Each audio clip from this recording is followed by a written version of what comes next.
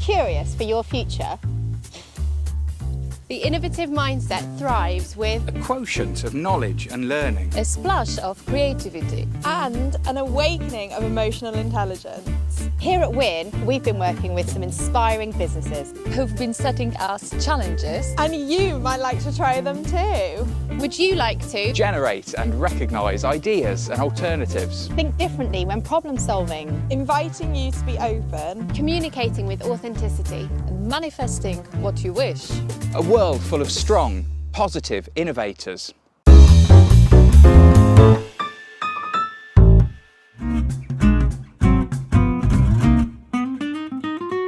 Welcome, WIN team. You're now in my hands. I'm going to introduce you to a magnificent technique that first got introduced to me in 2000 by my meditation and Tai Chi teacher, who told me that she'd paid thousands to learn this on a beach in Thailand. And I first had an experience and got a euphoric feeling from it. And what it will do is relax you. And it works directly on your unconscious mind. How it works, I don't quite know. It's a bit like the internet. Do you know how the internet works? You all use it. Do you know how a car engine works? No, but you probably mostly drive.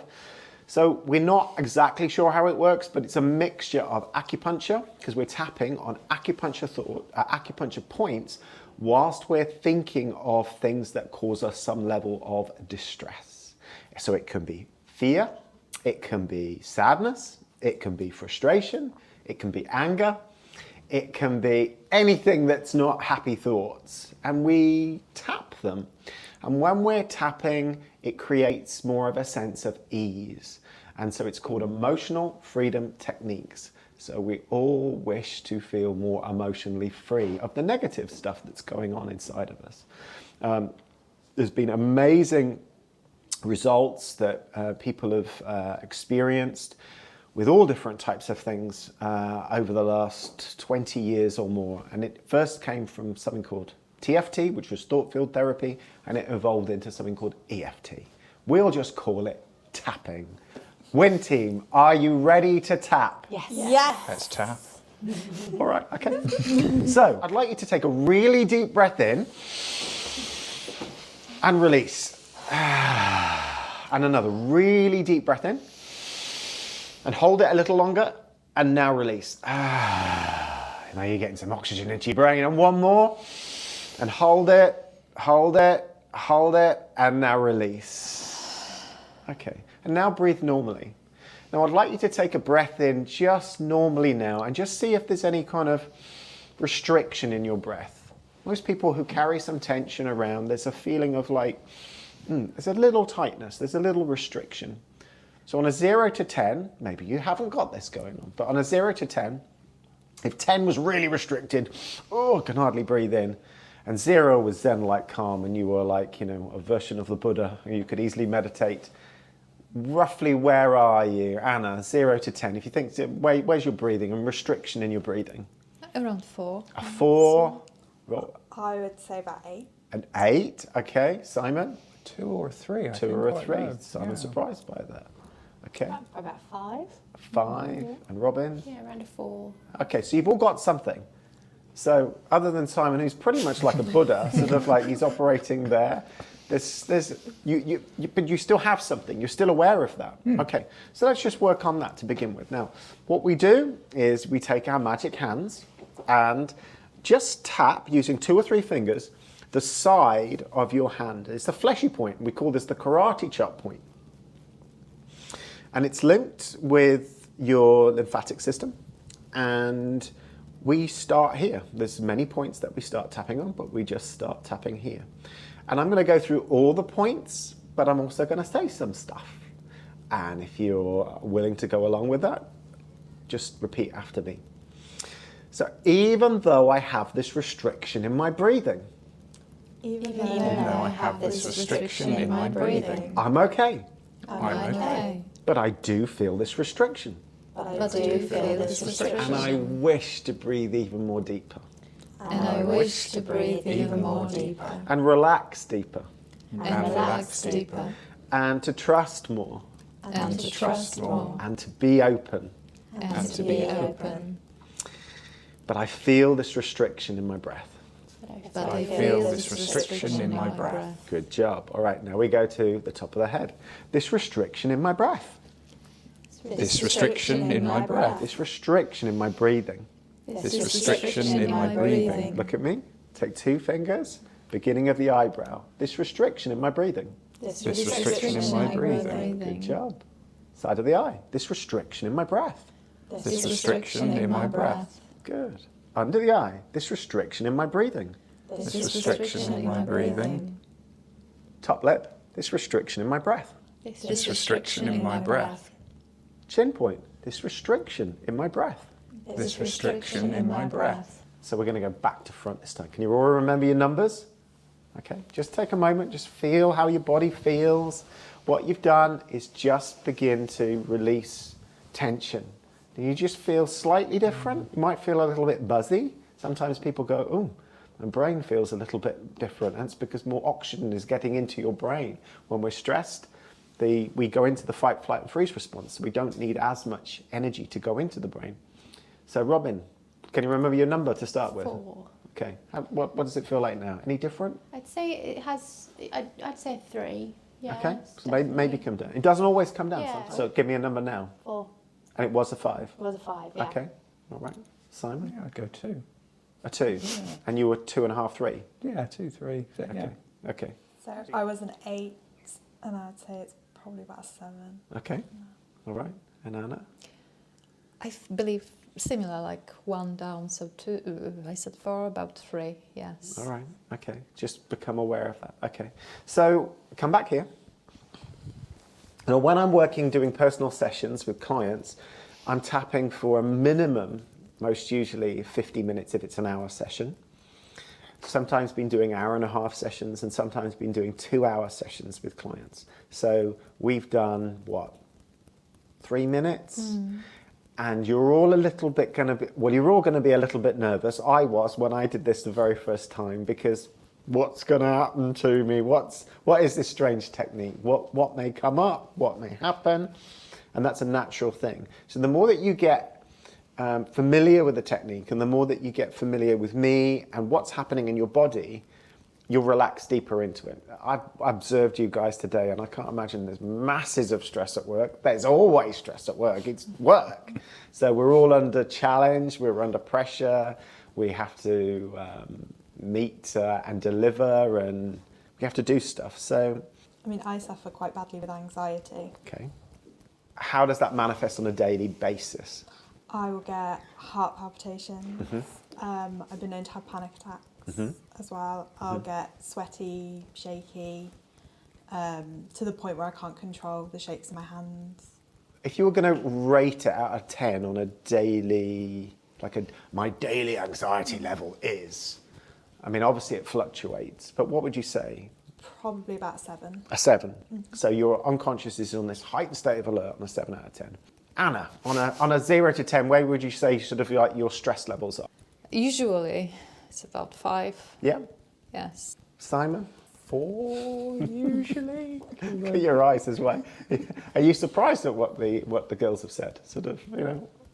It's interesting, yeah. And I think we've learned a lot about each other over the last few months. So it's nice that we're able to do something to address them, actually. Yeah. And to do that. Okay. Yeah. So a 4. So that's, it's life, and we get triggered. Yes, Yeah. we're moving house at the moment, so that's That's up there with some 7, of 8, the 9, most 10, stressful things. 11, 12. And it's Yeah. 4. And yeah, you're moving Well house, and it's gone up from my 2 Zen-like state to a 4. Oh, it does. Okay. Yeah. Okay. I always have an underlying anxiety, and it gets worse at certain times in a month as well. Okay. Yeah. And I also get panic attacks. And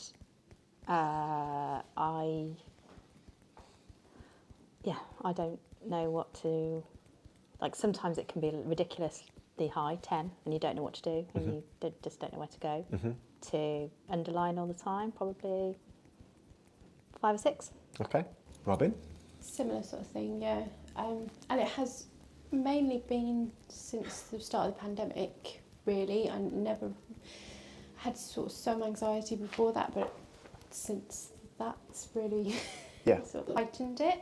And I think most people probably have felt a little bit more than they've ever had before.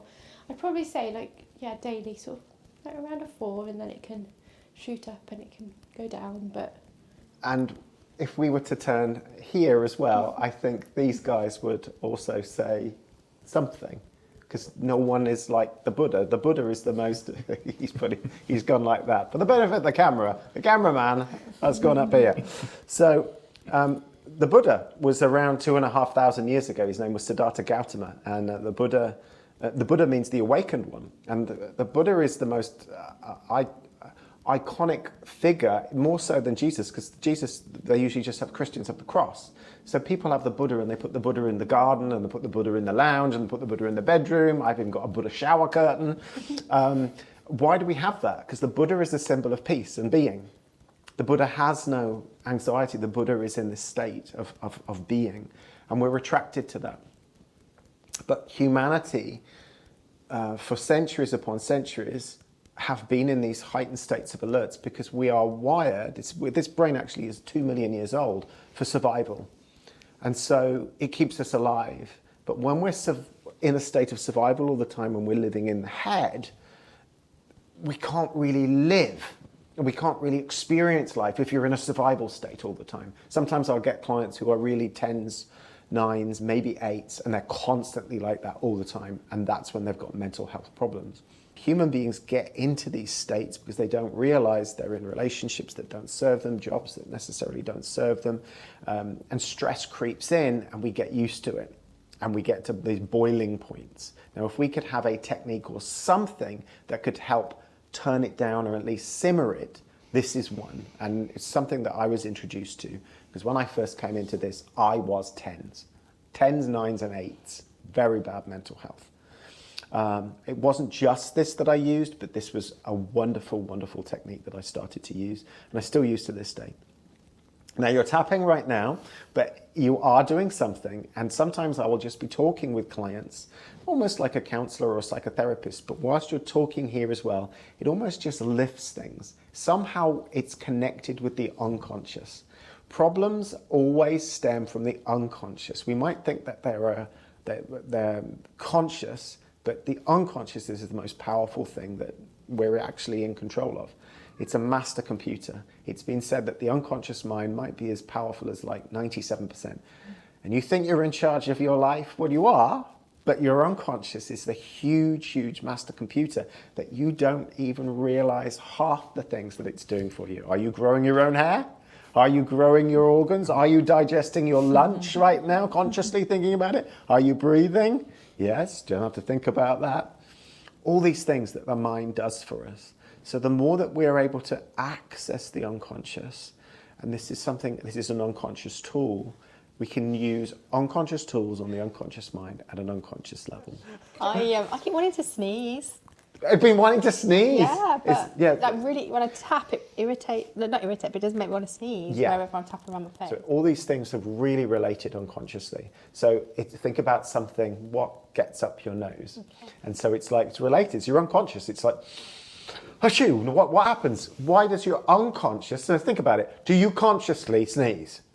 Oh my God, I need to sneeze right now just to make sure I need to get rid of this invasive pollen or whatever's coming in. No, your unconscious goes, damn well, but in this, and out it comes. So it's your unconscious. Okay. So think about how that's relating in your life, where literally you want to sneeze something away because you don't want it to get up your nose. Okay. Simon.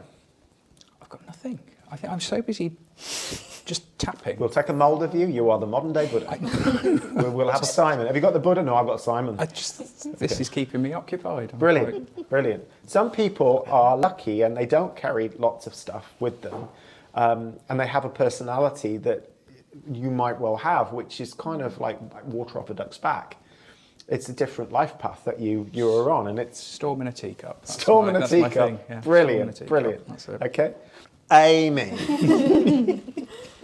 I'm certainly feeling it in my sort of lower body, but that's where I suffer with my IBS.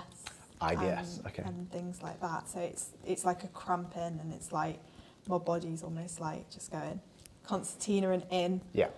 It doesn't really feel like someone's pulling out, or it just feels like it's just something's being squeezed really hard. It's a very IBS issues.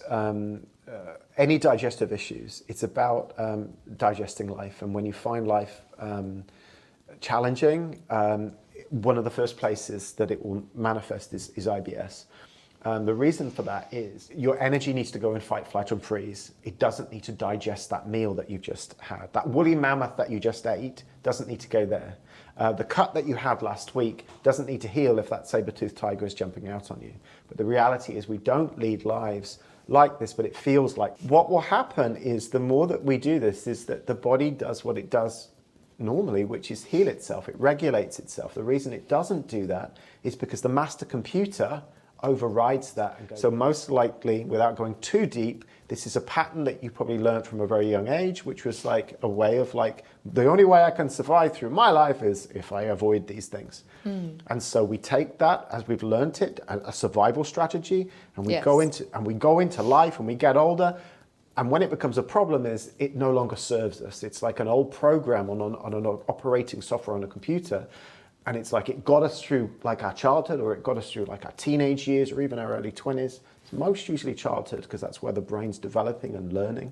They say until we don't develop full consciousness until the age of 12. So up to that point, you're a massive sponge. And the more that you know yourself, and the more that you're able to be open, it's not necessarily with me, but with yourself, the more that you can go deeper with and feel safe, because clients don't come and see me, or potential people don't come and see me because they're afraid of facing their demons. They're facing what's inside. If you remember, just before we turned the cameras on, you were sort of going, oh God, well, we might need tissues. What's going to happen? Well, we've got the stuff down there.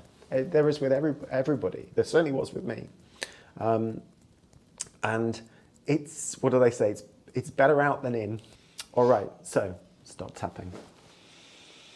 Oh, what a relief, what a relief. Okay, all right. And just feel what it's like in your body. Close your eyes. Turn your attention inward. Just become aware of your breath. All right, so opening your eyes, back in the room. Like you were saying, you know, sort of like you let it out. Some stuff comes out. I mean, are you serious? Like it comes out and you feel just okay to let it out? Yeah, have a good grump. Job's a good one. Okay. Because that's actually really healthy. That's fantastic. And your good parenting didn't suppress that. And what parenting can do is sort of like, that's enough of that, Simon. But you were like probably grumpy, and they were like, oh, let him get on with it and let him get out. And you did, and you calmed down, and they're like, yeah, he's back to normal, that's fine. And so that is actually really healthy, and it's really interesting where she goes, yeah, he's all grumpy and whatever. But You just let you get on with it that way. Absolutely. You've got no choice. you've got no choice. Your brain is so conditioned that way, and that enables you to feel that level of peace that you feel. Yeah, okay. Would you say journaling and things like that is a good way of, of doing yeah, definitely. Getting that out? Yeah, definitely. Because you're contacting deeper emotions. It's you need to become aware fully of what's going on, what you can find through journaling. Not that I did a lot of it. I used to, like in my early 30s, but I don't do it now. But what you'll tend to find if you do journaling is that you'll find patterns. And you'll find that, oh, I'm doing that again. God, I wrote about that 6 months ago. This point is for anger, or even rage. Like people who was like, oh my God, I'm so angry at my mother. I'll go, take two. We're going to do a double dose here. Mother and father. Mother and father, and like my mother. sister. My mother. Absolutely. It's a good one for rage. It's a good one for rage. Don't have to. You're paid. Under the eye, this is a good one for anxiety. Okay. Top lip, this is for embarrassment. Chin point is for shame. You can all follow me. This point is for anxiety as well, slightly different. And this one under here is for anxiety, and it's like fear of the future. So when you kind of obsess about the future and you're worried about the future, this is connected with the spleen and fear of the future. I tend to do this one a lot. And I just like breathe in. I'd listen to some binaural beats, which help me to meditate more. I can go on a Shakti mat, which is like a bed of nails. You know what a Shakti mat is? Bed of nails. Yeah, it's like a plastic mat. made in Sweden. Actually, they came. They've been manufactured or made, and I can do that and this point, and I'm like, oh, now this is a really interesting bit. Your brain has two hemispheres. There's a right brain hemisphere, which is your creative part. It can sing and it can come up with all different inventive things. And there's a logical part to your brain. There goes the nose again. Yep. Okay. And was it going from this point as Yeah. well? Yeah. Okay. So it's not related to that. It's not related to that. It's stuff that's coming up. And if you can be okay with it, and if it gets more irritating, you can just tap slightly less, whatever. So this is a central meridian. It's connected to so many emotions. It's actually connected with your heart as well. And you know, if you think you've been wronged by somebody or you've been heartbroken, this is a point here. So we take two fingers and we tap here. And then we do something where we hum. And why do we hum? Because we're engaging the right-hand brain hemisphere, and we count because it engages the left-hand brain hemisphere. And then we get your eyes to do things looking all in different directions. Why do we do that? Everyone look at Simon. Simon, what colour is your front door? Brilliant. What did you notice without even saying where did his eyes move? There. This side, correct. If you painted your front door bright pink, what would that look like? Oh, fabulous. Okay. I apologise to your partner if when you go back home. What's going on with your work today? I don't know. I just stopped by and just picked him up. I just thought it would be great. Okay, he looked this side. This is because, have you ever thought when you've spoken to people and you go, something about them, they're lying, they're not telling the truth? Okay? Why? Because generally when we talk about the past and we think about the past, we look this side. The future is this side. When you've got emotional issues, your past is a problem, your future is a problem to some extent. I'm worried about the future. I'm overwhelmed and concerned or traumatized by my past. So the more that we're using the eyes and getting them to go in different places, we're equally accessing all different types of parts of the brain. You're accessing memory and future possible memory, future circumstances that you don't want to happen. So I would like you to, with your head still, look down hard left. Look down hard right. Rotate your eyes all the way one way as if it's on a clock face. All the way around, right round. Keep tapping. Many people can't do this. They're like patting my head and running my stomach. Can't do this. You've asked too much of me. So go all the way around the other way. All the way around. Keep tapping, tap, tap, tap, tap, tap, tap, tap, tap, tap, tap, tap, tap, tap. And we're going to do it again because you're going to get even better at this. So we'll go all around one way. Oh, good, good, good. We're going to go all the way the other way. And you're accessing the future and the past in the same way. Excellent. So when you get that feeling of anxiety, when could you just feel it, you're like, it's coming on, and I don't know what to do. What's the best thing to do at that point then? Obviously breathe, but then literally hand tap or just... Yeah, if you're actually feeling it and you're aware of feeling stress and anxiety, I'll do this and I'll be driving sometimes. And don't film this. I'll be driving like with one hand and I'll just be tapping underneath here. I mean, I didn't do anything because I've done a lot of these before. Yeah. I'm quite comfortable with doing it. But I'll tap here. This is a good anxiety point. This is a good anxiety point, and this is a good. My issues have always been related to anxiety. Is you will certainly in that moment curb it from peaking, and you may even bring it completely down. I tend to find what happens is that you'll bring it down by 1 or 2 points. The more you tap and the more you continue to work, the more that there'll be layers. The anxiety will come up because there will be a program in your mind from the past that says, I have to be like this.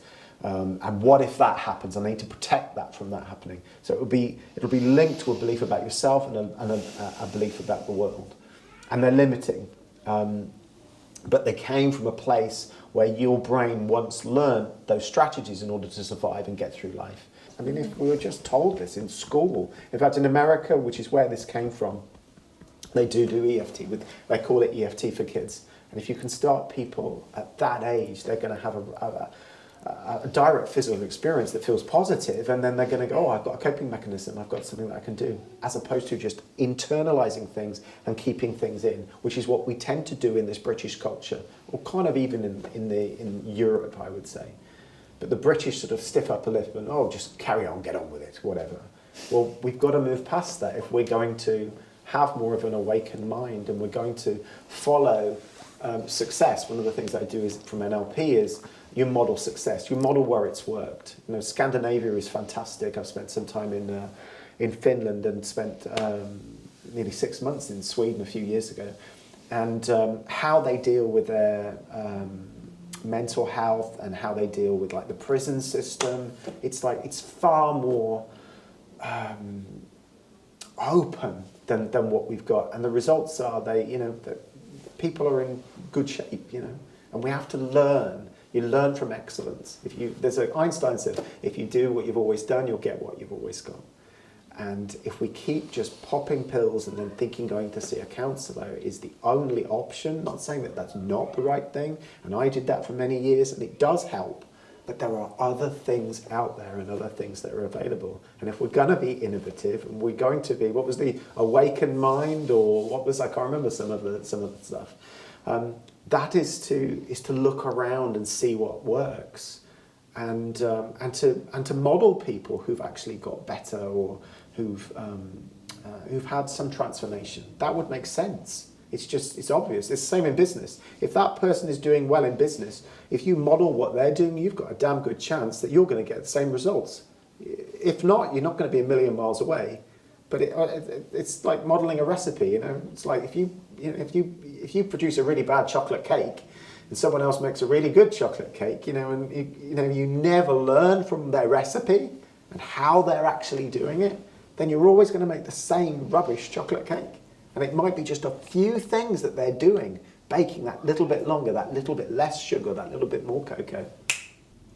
Well done, everyone. Well done. Thank Thank you. Thank you.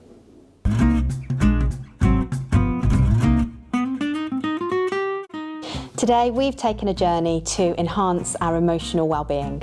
So if you want to discover tools and techniques to make you feel more relaxed and resourceful, Then visit danielhill.biz or search YouTube for Daniel Hill EFT.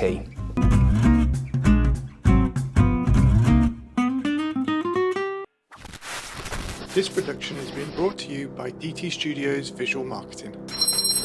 Directed by Terry Livesey, producers Jess Antley, Terry Livesey, Douglas Anderson. Presenters Jess Antley, Amy Bromwich, Simon DeGarris, Anna Makowska-Vines, Robin Rooney. Supported by the European Region Development Fund, HM Government, Midland Engine.